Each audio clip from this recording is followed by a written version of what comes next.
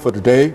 We're talking about slavery and gun violence in the South, and Alana has given us quite a bit of information relative to the fact of the existence of slavery, which created fear among the population, and by creating this fear, it also created the possibilities of the arming of people in order to protect themselves against slave violence. And I think you've indicated at least 3 insurrections, Alana, dealing with Harper's Ferry, John Brown, with Nat Turner, and Stono Rebellion, and Stono Rebellion, and etc. Now let's move on beyond the South, beyond the Civil War, and talk about some of the other things that helped to create that kind of violence in the South after the institution of slavery came to an end.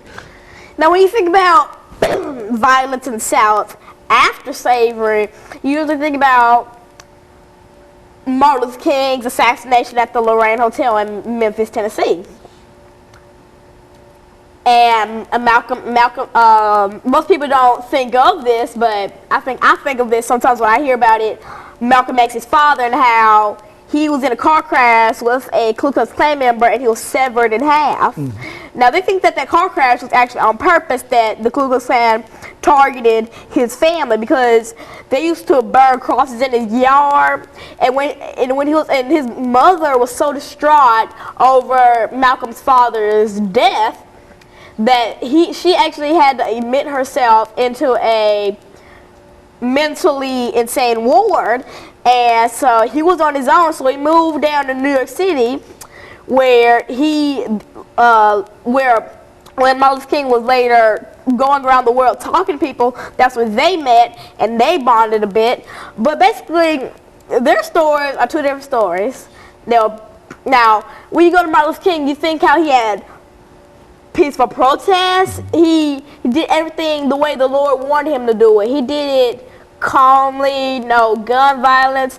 Now, Malcolm X, he was the exact opposite. He did things with violence. He yelled. He fought for what he wanted. Now, Martin Luther King was so much more calm. And when you think about them, some people don't notice it right away, but they were doing the same things, but in different ways. That's how John Brown and Nat Turner were. They were doing the same. Now, they were doing the same thing, but for a little bit of different reasons. So basically, when you think about them, that's what you think about, their similarities.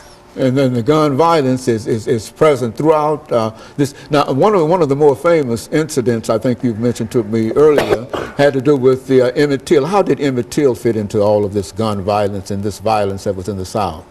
Well, Emmett Till was a young boy when he was kidnapped from his Mississippi home, where the Ku Klux Klan pistol whipped him, gouged out his eyes, completely did so much to him, all because he allegedly flirted to a white woman when she asked him to.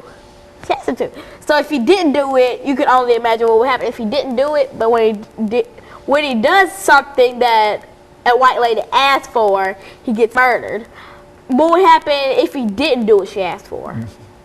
And so Emmett Till, Martin Luther King, Malcolm X, all of this violence that persisted during the institution of slavery, all pointed to the fact that many people in the South felt that there was a need for weapons and a need for guns, and not only against slaves, but against other whites who might also be willing to overthrow slavery. And I think you mentioned 2 of them. Tell me about something about John Brown. I think you mentioned him quite prominently in dealing with this.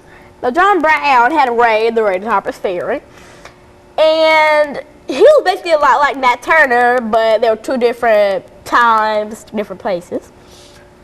Now, his raid was the same thing as Nat Turner. Yeah, he was like, well, we're going to attack on Harper's Ferry, kill these slave owners, but there's a catch.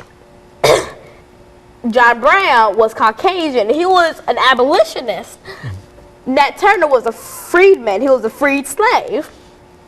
And now, back then, they had no idea what John Brown was going on, because they thought, he's white. He doesn't stand up for slavery. He owned slaves, but it wasn't like that. He was abolitionists. And so John Brown's